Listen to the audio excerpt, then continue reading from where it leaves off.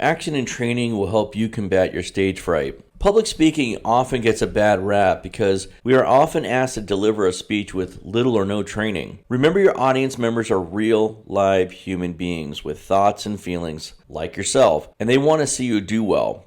Dale Carnegie had this to say about fear. Inaction breeds doubt and fear. Action breeds confidence and courage. If you want to conquer fear, do not sit home and think about it. Go out and get busy. As a critical thinker and a trained public speaker, it's your job to be able to identify the unknowns and turn those unknowns into knowns. The higher the uncertainty of the situation, the higher the anxiety one would experience in that given situation. So the lesson here is to minimize as many of the uncertainties as you can so they become certainties. If you're feeling nervous before a speech, well, consider yourself normal. Being nervous before a speech is an appropriate feeling to have, and it is those exact nervous feelings inside that bring out the best in world-renowned athletes, musicians, artists, lawyers, and business people before big events. It's important to note the distinction between facilitative and debilitative emotions. Facilitative emotions are feelings that spur you on to do good, positive, and inspiring things. They also lead to more effective functioning.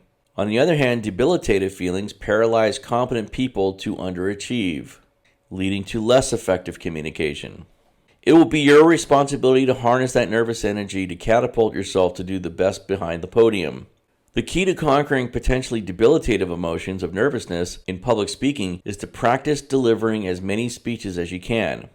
Being fully prepared for your speech minimizes a lot of anxiety before heading out to the podium. So what does that look like? Well, it's selecting and narrowing of a topic, writing a clear purpose statement, having a precise central idea, conducting an accurate audience analysis, and accumulating valid materials, supporting your main ideas, creating an easy-to-follow organization, using suitable language, writing a catchy introduction and conclusion, as well as making value-added visual aids and learning practice delivery. These are all concepts that we'll be learning in our time together. Other tips to consider is selecting a topic that you are familiar with. Often that'll give you an edge to combat nervousness. Another tool you may use to overcome your nervousness is to visualize yourself delivering a successful speech. It's important to really see yourself, like in a movie, delivering a well-thought-out speech and watching your audience really enjoying your public address. In addition to visualization and being fully prepared for your speech, most of your nervousness is not visible. Beginning public speakers need to have a realistic outlook as to what you can accomplish with your speech, which helps manage your nervousness. Unfortunately, many beginning public speakers expect perfection in their early speeches and apply way too much pressure on themselves. Your audience will expect that you're fully prepared and that you will deliver an enthusiastic message, both of which are very doable for beginning public speakers. Another tip for managing nervousness is to spend a lot of time working on your introduction. So much like an Olympic sprinter getting off the blocks cleanly for a good race, a public speaker also wants to get off the blocks, which would be your introduction, cleanly. A well-practiced and interesting introduction will allow you to maintain strong eye contact while immediately engaging your audience right at the start. As you gain public speaking experience and confidence, your focus will be more on delivering your message to your audience than it is on being self-conscious about how you're being perceived by your audience members. We'll start to take a look at how we could build on our current conversational skills in order to strengthen our public speaking skills. So how you address your best friend of 10 years would be different from how you interact with your parents, which would be different from how you interact with your coworkers, which would be different from how you interact with your boss.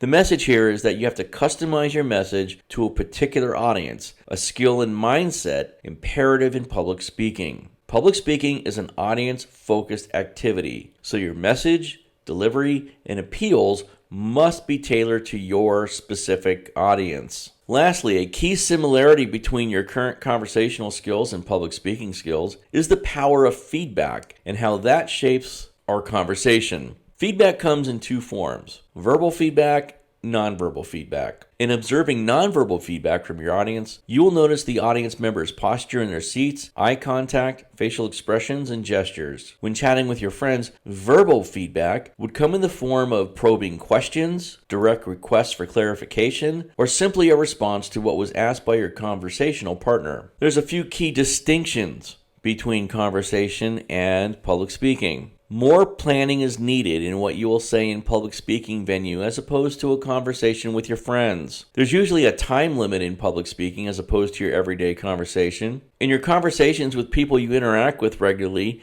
it may be common to hear many voice pauses like like, and kinda. In public speaking, those voice pauses will detract from your believability and credibility with the members of your audience. Knowing the ethical rules of the game. Your audience must have no doubt in their minds that the speaker has their best interests at heart. Moreover, the audience will expect you to be honest in your words and in the integrity of your evidence that you will present to them. A speaker may demonstrate dishonesty in other ways, such as through the manipulation of statistics. Once the audience learns how that statistic was derived, and the audience will discount the speaker's ideas and evidence, not only for that speech presented then, but will also have a cynical eye for all future speeches presented by this specific speaker. Additional ethical rules that must be obeyed are the careless use of racist, sexist, and other demeaning language in public speaking. These principles also apply to religious beliefs, sexual orientation, and physical or mental disabilities.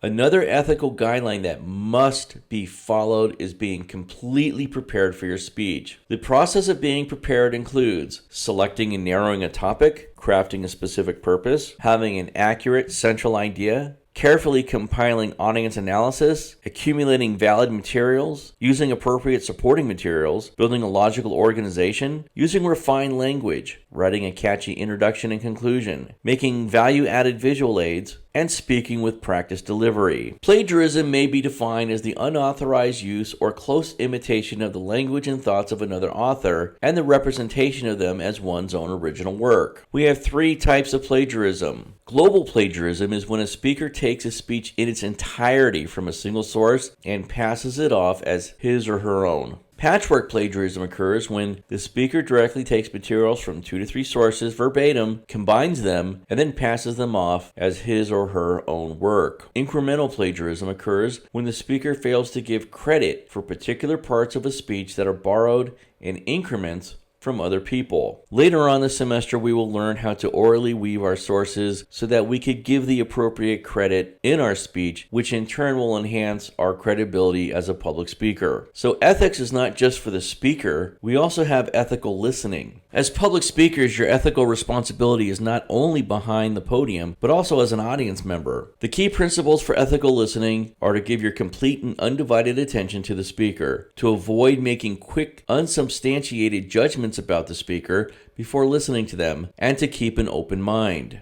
Paying attention to the main speaker sets the tone for a safe, supportive, and encouraging environment. By actively listening to the speaker, you're instilling confidence in them, and in turn, the speaker will produce a stronger speech. Moreover, taking a public speaking course is fertile territory for learning. So not only will you be learning the techniques of public speaking, you will also be learning about subject matter that you may have never been exposed to in your previous learning experiences. An unfortunate characteristic of unethical listening is making a quick, unsubstantiated judgment about the speaker or the topic based on inaccurate and sometimes silly perceptions. As a listener, you have an obligation to honestly hear out what the speaker has to say without any prejudgments. If the speaker has honored his or her obligation to deliver an honest speech using reliable sources from trustworthy sources, tailored his or her message to the audience, has practiced his or her delivery, then you have the obligation to listen. Once the speech is concluded and you've paid attention to the speech in its entirety, then it's appropriate to make judgments about the speech in its proper context.